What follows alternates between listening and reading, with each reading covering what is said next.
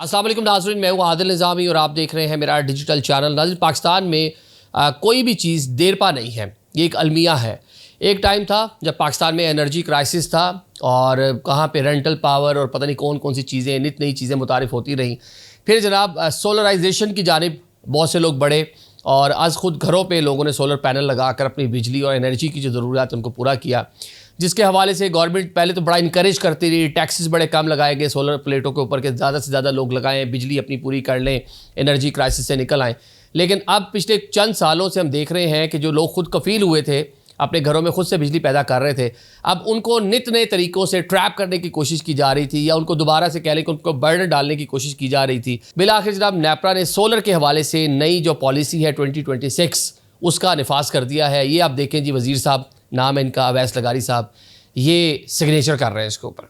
अब ये नई पॉलिसी क्या है, ये नेट बिलिंग क्या है, नेट मॉनिटरिंग क्या है, अब कितना लॉस होगा लोगों को और क्या ऑप्शन क्या है, हल क्या है, अभी भी जिन लोगों ने सोलर लगा रखे हैं वो किस तरीके से जो महंगी बिजली हुकूमत से लेने से बच सकते हैं, ये भी आपको बताते हैं। अवैस लगारी साहब ने बाकायदा तौर पर साइन कर दिया जनाब, नई पॉलिसी जो है उसका निफाज होने जा रहा है और हुकूमत की जानिब से इसकी जो तफसीलात सामने आई हैं वो आपके सामने रख देते हैं। एक तो सबसे पहले नेट बिलिंग होगी, जो नेट मीटरिंग थी वो ख़त्म कर दी गई। अब नेट बिलिंग और नेट मीटरिंग पहले मैं आपको समझाता हूँ इसमें क्या है।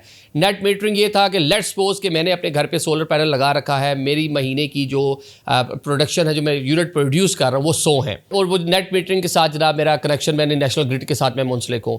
75 यूनिट मैंने खुद से कंज्यूम कर लिए, ओके, और वो जनाब लेवल हो गया। अब जो 25 मेरे यूनिट बचते थे वो मैं गवर्नमेंट ऑफ पाकिस्तान को, वापडा को या डिस्कोस जो भी था उसको मैं जनाब जी दे देता था। उसकी जनाब मुझे कीमत मिल जाती थी जिसकी मुकर्रर की गई थी पर यूनिट 25 रुपये 32 पैसे। अब इसको ख़त्म कर दिया गया है। अब नई पॉलिसी क्या है कि लेट्स सपोज कि मैंने 100 यूनिट बनाए हैं एक माह में और गवर्नमेंट को जनाब मैंने वो 100 यूनिट नेशनल ग्रिड के अंदर चले गए। अब जो मैंने उनके साथ ग्रीन मीटर जो भी हमने वो ले रखा है, अब मैंने जनाब 75 यूनिट्स जो है उसके मैंने इस्तेमाल किए हैं और 25 यूनिट जो हैं वो मेरे इजाफी बच गए हैं। अब मुझे 75 यूनिट्स की भी वो पैसे देने पड़ेंगे जो 40 से 50 रुपये डिफरेंट स्लैब टाइम के अंदर चल रहा होगा। फ़ी यूनिट जनाब मुझे वो देना पड़ेगा और ऑन द अदर साइड जो मेरे इजाफी यूनिट बचेंगे वो जनाब मुझे पर यूनिट उसके पैसे मिलेंगे 8 रुपये 13 पैसे। अब ये मैं तो कहूँगा ये अलमिया ही है कि बड़े बड़े वो जो पावर प्लांट्स जिनके साथ आपने एग्रीमेंट कर रखे हैं IPPs, उनको तो आप काबू में नहीं ला पाए। वो एक आधा जिनका 1-2 साल बचे थे, बड़े हमने शादियाने बचाए जनाब, देखिए जी वो ये हो गया वो हो गया, कराची की वो फलाना IPP एग्रीमेंट उसके साथ रिविजिट हो गया है, फला हो गया, बाकियों के साथ करना है, किधर बाकियों के साथ हो गए।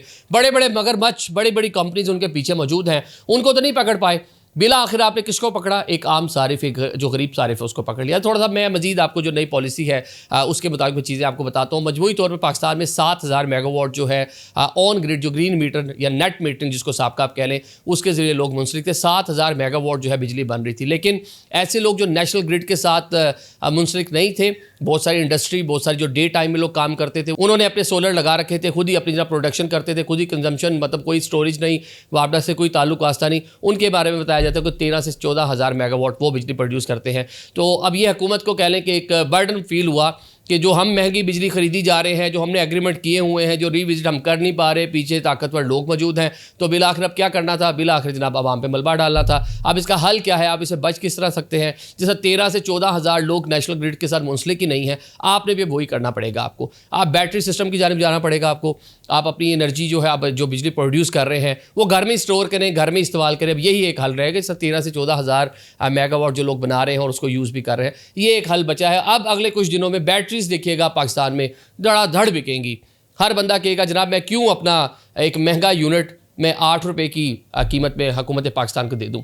वो लोग जिनके पुराने एग्रीमेंट, क्योंकि सुबह से आप खबरें देख रहे होंगे, वो तो अभी चलेंगे 7 साल के उनके एग्रीमेंट्स जिनके हैं, वो 7 साल जब उसकी मुद्दत पूरी होगी उनको तो भी 25 रुपये 32 पैसे के हिसाब से ही पैसे मतलब वापस भी मिलेंगे और नेट मीटरिंग भी उनकी बरकरार रहेगी।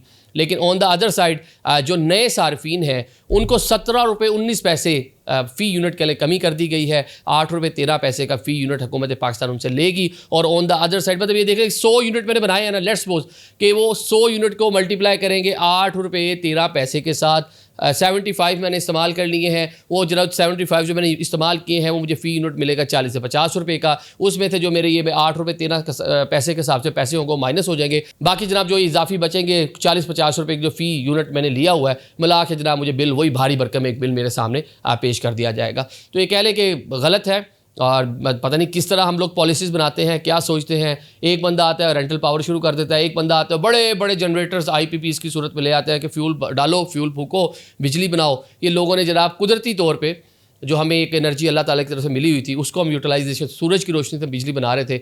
अब जनाब उस पर भी आके लोगों के साथ एक ज़्यादती मामला हो गया है। अब इस पर पॉलिटिकल पार्टीज़, इस पर जो लोग हैं, अब वो क्या उनका स्टांस है और क्या वो इसके ऊपर रिएक्शन देते हैं, नहीं देते हैं, ये अब आप खुद देखें। एक्चुअल रिएक्शन आपने खुद देना है, क्योंकि अपने लिए अपने आवाज़ें खुद उठानी है। और हुकूमत तो यूँ ही है कि एक आम सारिफ उसकी गर्दन दबोचना आसान था बनिस्बत इसके कि जो बड़े बड़े पूरे के पूरे एक कंपनीज़ और बड़े बड़े जो कहने के बिजनेसमैन टाइकून बैठे हुए हैं उनको पकड़ना। Thank you so much.